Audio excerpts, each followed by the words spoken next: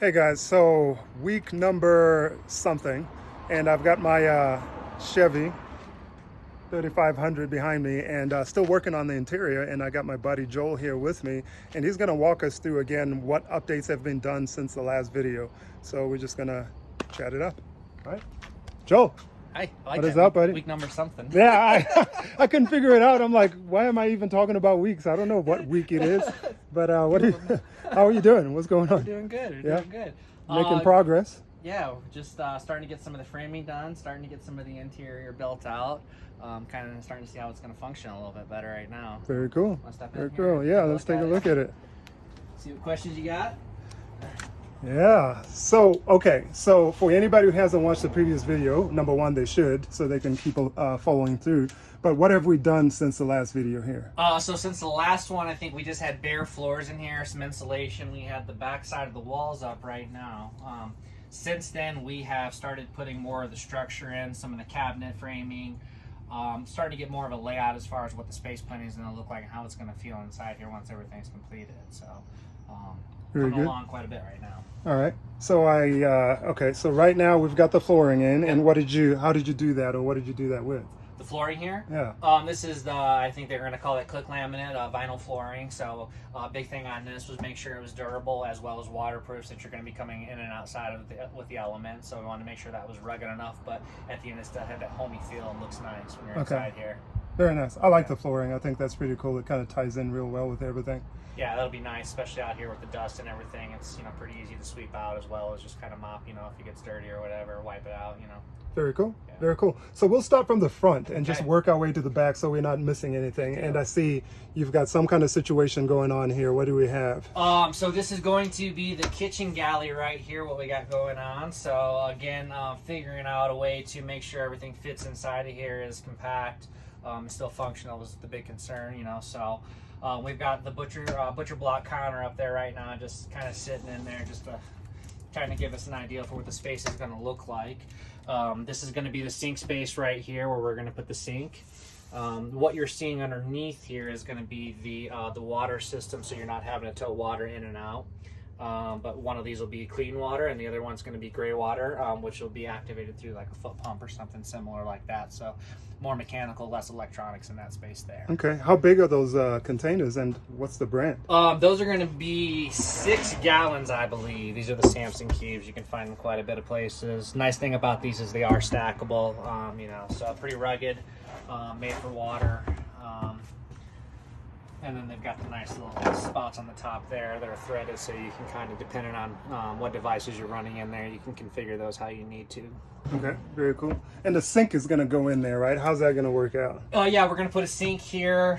Trying to find, I think the sink we're looking at is about 10 inches deep. Usually they're going to be a top mount, so we'll cut a space in there through the countertop, drop that in there. Put a faucet on the back side of there. And then do the plumbing underneath here to storage containers there, so that's easy to bring water in, take it out as you use it. But big thing on that, again, is just going to be having water in here, being able to wash your hands, brush your teeth, cook food. Yep. Wintertime, that's going to be big. You're not opening the doors to go outside, letting your warm air in and out and things like that. So. Okay. So for the cooktop, for example, I know we're not doing a raised roof or anything like that. How do you envision somebody cooking or working at that area right there? Probably just a little stool, something to sit on there. We're going to do the sink over here, like I said. The sink we're looking at has a flat top across it, which will keep anything from falling in if you need an extra space to put the food or things like that, or set utensils on it. And then we're looking at something like a Coleman propane to go on top of here for the cook space. So when you're cooking, you can put it up top here. When you're done with it, you can put it below here, which will be some storage when we're done with this. Cook space on this side will be nice just because we've got the window here that opens and closes, kind of give you some additional ventilation while you're cooking as well for any grease or smoke or anything like that. Okay. So do you have a tape measure by any chance? Yeah, I with do. You, right? So what are some of the measurements that we're looking at right now? Like the table, like the distance to the ceiling, like things that people would concern themselves with. And how tall are you for a reference point? So I'm 5'10" for a reference point. We're looking at a 50-inch wide space here across. It's 25 inches deep. This is going to be, I think, 23 inches. Yep, right, we're at 23 inches off the ground. 24 inches to the top of the countertop there, from the ground to the top of the counter. When the roof is done, we're probably going to be looking at about the same. So once we have the wood ceiling in here, we're sitting at about 30 inches right now. We're going to have about an additional 2.5 feet as well once that's completed. Okay, very nice. Yeah. That's very cool. I like that. All right, so let's walk onto the back unless there's something else you wanted to talk about here. No, here we're really just trying to get as much storage, as much functionality in here as possible. We still have some space in front of here for the plumbing. When all is said and done here, we're going to have some additional storage, some additional drawers to pull out here, cabinet top style. And then we're probably going to have like a little nook here to kind of shove some additional, utensils in, spatulas, whatever you need to cook. See, I like the idea of the nooks. You can never have enough nooks in a van. Yeah. There's no such thing. So Always I like something. that. Yeah, I like leaving that open to that. Yeah, definitely. And then again, across here, we'll have that ledge here, which, you want to sit cups while you're sitting out in the woods or whatever. You got some additional storage there. Maybe a little plant or something like that. Make it look homey. Yeah, absolutely. Yeah. Super cool. And then let's talk about framing this window out while we're still looking at this window. How's that going to look? Like, what's that frame out look like? So again, we want this to feel like home. It's kind of a small space when all said and done, so you want it to really feel just comfortable. Once we build this out, I think we're going to do something like a wood style, those louver blinds or something like that. It gives you a little bit more privacy, just because the large windows in here. Also just kind of keep some of the heat, whether you want in or out. Give you a little bit of there. So framing, we're just going to do standard wood style all the way around here, kind of like it is now. It'll be obviously more finished, but we're going to do a wood frame here, so you'll have a nice little wood pocket. This cover down the center, and that'll give us the ability to attach individual curtains or blinds or whatever we decide on there on each side. Very cool. Very cool. So this is butcher's block. That's what you call that, right? Yeah, this is butcher block, 100% birch. So you can cook on it, you can cut on it, you can stain them. This one requires tongue or mineral oil, so that kind of seals it, makes it food safe, so you can cook directly on there. Use it as a cutting board, not have to bring in any additional, pieces of kitchen equipment, which would be nice. Okay. So how heavy is that? Do you know? This here, we're looking at probably about 50, 60 pounds. Okay. Yeah. And is that too heavy for the base that it's mounted on, or how do you secure that so that it's stable? Yeah, so right here you're looking at just the basic of the framing to get the width of the cabinet, but once all is said and done, this is going to have additional framing supports through here as well as through here. So it's a standard cabinet you're going to see in a home. It's actually a little bit sturdier than the ones you're going to see in a home. Those are typically made out of particle board, anywhere from 1/4 inch to 1/2 inch thick. We're using 3/4 by 1.5 inch premium pine on this, so it looks flimsy at this point, but again, once you get the sides up, the panels, all that stuff, it's not going anywhere. It's going to be very sturdy to a point where you can actually lay on top of this. Very cool. I like it. All right. So moving on to the back. Yeah, which side do you want to start on? All right. So we'll go on this side. Yeah, let's do the passenger side first. And so what are we looking at here? So the passenger side here, we're looking at more storage. This is actually going to fit anywhere from a twin size bed to a full size bed, depending on the preference. I'm sitting in the walkway right now, which is going to have a board across it that'll be utilized for the bed space itself. We'll get in that here in a minute, so let's go through this first though. Up front, we're looking at the utility section, so this is going to be where we carry our power bank. We're going to have the utility panel right here. So your 12 volt plug-ins, your USBs, whatever you want. We're gonna have the wiring coming in from the ceiling down through here into this section. Have a little shelf here just for some additional fuses, whatever you need in there, storage, things of that nature. But the Goal Zero or Jackery or whatever we want to put in here is gonna slide through right here. And then be accessible through the top here, right here, which again we'll be able to hook up to our solar panels, any additional wiring that we want to run while the vehicle's off. Okay, so you said Goal Zero is going to go in through the top? Yeah, so this is designed, the Goal Zero is going to be 10 by 10 by 15 roughly, so you'll be able to access it through the top to do any wiring, or you'll be able to slide it in through here. This will have a door on it that opens up. Okay. And then your utilities will be on there, so you can kind of wire them in through that way. If you need to access it to work on it, change on anything, or take it out, you'll be able to also take it through the top as well. Very cool. And is there room for batteries? Let's say I don't want to do a Goal Zero. Yes. You can put batteries in there probably, right? Yeah, if you're looking at 12 volt batteries, you could probably put 4 of them in there parallel, safely, and have enough room in there. Very cool. All right. Yeah. Moving back here, we've got a little bit more storage area. This is going to be doors here. Still kind of deciding on that, whether they're going to be fold out or possibly like the pocket sliding doors. But this will be nice storage area. We have insulated all the way through the cabinet so that you know, if you have goods that are, you know, perishable, or, you know, you don't want to get too hot or too cold, this will kind of keep that insulation. So you can kind of see it here, some of the foam we've got in there. So there's a few layers of that all through this part of the cavity. Okay. As well as the back, the floor, and then we've got more insulation here in the wheel well just to kind of keep those cold drafts out.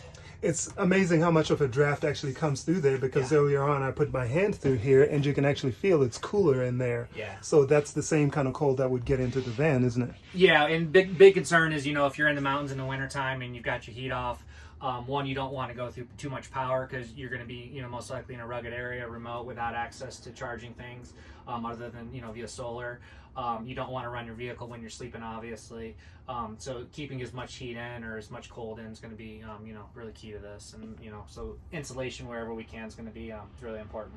All right. So, Joel, just a second here. I see you're sitting on that right now. Yes. And, you know, it doesn't look like it's structurally sound for you to be sitting on. How strong is that then? I'm 165 pounds. So, okay. You know, it's strong enough for me to sit on, you know, especially once we start putting the wood surface on there. I mean, you know, you're going to be able to fit a few people on there comfortably without worrying about it breaking. This is going to be standard for most trailers, most campers. They do stick style framing. Again, the big difference on here is we're using a higher quality pine, and we're using a little bit thicker than you would typically see. Yeah, so I wouldn't sit in a regular RV. I wouldn't just find something like that and just sit on it, right? Because I feel like it would cave in or whatever else not. But this is just a testament to how strong this is, that before you actually put the rest of the structural components, you can actually sit on it. Yeah, I mean, that's important. You know, we want to make this thing as sound as possible, not too heavy, you know, but at the end of the day, we don't want anything breaking, you know. So yeah, very cool. All right, so anything else on the left side here? On the left side again, we've got a little pocket back here that we're going to use for some storage. This one here is going to be, you can see it's open-ended, so that's going to be accessible when the back door is open here, which would be important, you know, if you have some items you need to grab that, you know, might set up on the outside of the vehicle or whatnot. So, you know, just a little bit more utilitarian with that one. Very cool. All right. And then moving on to the driver's side. Yeah, moving on to the driver's side, this one's still being built out. It's still kind of in the early stages, but the idea with this one is to have a little bit more space for longer objects, like we talked about. You know, snowboard, fishing poles, rifles, whatever it is you want to store. So this one will actually be able to be accessed through here. Through a pocket. Once this is open, there'll be a door here, and then we're looking at putting a door here as well, so you'll be able to access things down in this end, as well as just kind of utilize that space. And what are we looking at for lengthwise, or what is the lengthwise? What are the dimensions? This is going to be 75 inches in length, which is really important. Just, you know, be able to accommodate a, you know, standard bed style. We built this one again to fit that twin or that full-size mattress. So 75 inches for a bed frame is going to be standard on that. So that's kind of what we were going for with that, length-wise. Okay. And I see the factory air system is still in the back here, and you are adding some components to that. Yeah, so yeah, we've got the factory system in here for the air, which was important. Again, you know, we want to cool it down. So what we did was we built this here. We fabricated this to go around what the standard system was, and then put this cap on there. So the idea is we're going to do the HVAC up into here and have a standard register here, so the air is still able to flow through the system. Okay, very cool. So, all right, so in the back, we're going to frame out this window again, just like we're doing with the front. Yep. Yeah, these back windows, again, they're going to be a big source of heat coming in, or a big source of you know, heat going out. So they're going to be framed in similar to the rest of the windows up front that we looked at here. They do make those large width style blinds we're going to put in there as well, something similar to that, or, you know, fabric curtains. Again, just depending on preference, which again would give that privacy, keep, you know, that heat retention as well. So very similar on that. We're gonna frame this out with a nice wood ledge, and then frame it all the way around there as we get up into the wood ceiling here, which is going to be just a continuation of something similar like this. All right. Yeah. And what's the depth on these benches? Like, how far from the wall to the end? I think we're looking at 20, right around 20. Yeah, so we're looking at 20 inches in depth here once these are going to be finished. So okay, and the height? height is going to be right at 15 and a half. Yeah, 15 and a half for the height. So. Very cool. So this is going to convert into a bed. We're looking at what, a full size twin? Yeah, full size or twin. It'll just depend on kind of the user and the preference on there, but it'll fit either one of those comfortably. Like a nice little 4-inch foam mattress or something similar to that. So once everything's in here, like I said, there's going to be a flip out board, which we're still kind of figuring out that part of the design, but once that's in there, that'll be able to be removed, if you want to put a bike down the center or something like that, or just be able to walk through here as you come and go. So this will also fit a cot, if you want to leave the bed out. It's got a few different configuration styles in there. And that was part of the key, right, is making it configurable. Like you can do whatever you want to do with it. We're leaving it kind of open, so you've got a bunch of different options. You talked about the cot, so you leave the benches set up as in a bench setup, and you just have a cot going down the middle.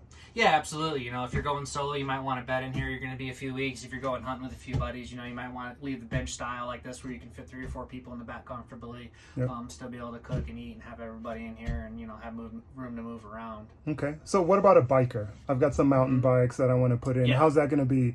Can you accommodate that, or what's going to be the setup or something like that? Yeah, absolutely. So I think the goal is to put a hitch on the back, which, if you're taking multiple bikes, you could probably put them out there. If you're concerned about having them outside and somebody stealing them, you can fit probably 2 mountain bikes in here. I know we did talk about, we're looking at some sort of tie-down system here on the side so that you can kind of ratchet them to the floor and, put them back here comfortably while the bed's out, so either way, you should be able to put at least 2 bikes in here. All right, very cool, Joel. And as usual, I hate wasting your time. I know it takes out of your day when we have these little interviews here, so we really appreciate it. What's your website again, just for the people at home? Yeah, it's 5280plus.com. It's 5280plus spelled out. You can go to there, and good way to contact us, email us. Our phone number's on there as well as a chat function. So if you have any questions, looking to get started on a project of your own, it's definitely a place to visit. All right. What is the outlook? Do you have any other projects that are coming up, or things that you're thinking about doing, or things that people should watch out for? Possibly a trailer conversion in the near future. Right now we're working on a few different things outside of the vans, but definitely looking at maybe doing a couple more of these in the future. Very cool. Yeah. All right. Thanks a lot, Joel. Absolutely. As usual. Appreciate it. Thank you. Hey guys.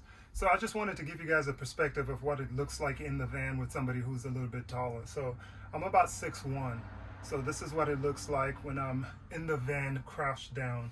And this is going to be the cooktop over here. So we're, like we were saying in the video, we're envisioning a little stool of some sort, like a little one of those camping stools where you can kind of sit on it and work in here. So you'll be able to cook right here. And I'm going to walk all the way to the back. So this is me walking in here, and that's about how much room I have in here.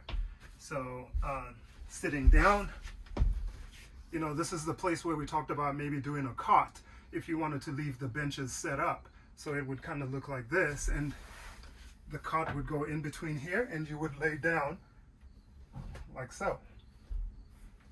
So that's that space, and this is how much room I have from end to end. So I just barely, I can put my arms across like this. So that's that. And this is to the roof. And I got super long, I got long arms. So this is quite a lot of room right here. So what else? Getting up. So this is what it looks like if I was sitting when it's set up as a bench. This is how it would look. All right, can't lay on top of it because there's no platforms right now, but yeah, and getting in and out from the back, if it wasn't locked, I would be able to show you that. But this is what it looks like, and this is me walking all the way to the front, walking to the rear. All right, so hopefully that's a little bit helpful to those people who are wondering, hey, I'm a little bit taller, what's that gonna look like for me? So that's what it's gonna look like. Peace. All right, so guys, that is the van right there, and that's the progress that we've made so far. I think tons of cool things coming up, and I can't wait for it to be done myself. I know we're we're talking about this. We talk about a lot of this stuff kind of off camera, and we do this camera setup here just so you guys can kind of walk through some of the ideas or just kind of get involved in what we're talking about and what we're thinking about. But the build is coming along well, I think.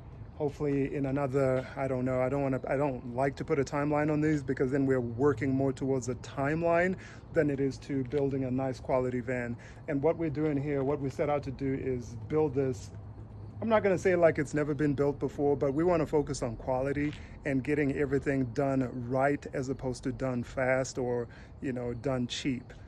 Cost never factors into this build at all. It's all about how can we make it the best way we can make it, and how can we make it as configurable as possible, right? We're not building it just for us, or I'm not building it for myself, or Joel's not building it for him. It's like he's got a different background, I've got a different background. We bring them all together and we figure out how can we make this van something that I could use and something he could use, kind of thing, you know. So I do some skiing, he does some hunting. So we talked about rifles, we talked about skis, and how we'd be able to use this van in both capacities. So that's how we're building this, guys. I don't want to make this video too long, but that's it for right now. We'll have another update here pretty soon. And I know you're looking at the outside, it still has the factory wheels and rims, but ideally we'll get that changed and switched out. Or it still has the factory rims, the wheels are not factory, but for those of you who are wondering what kind of a wheel setup that is, it's actually a 285/75/16, and I do a walkthrough in another video that I've got posted, so you can always look at that. But that's it for right now, folks. Peace.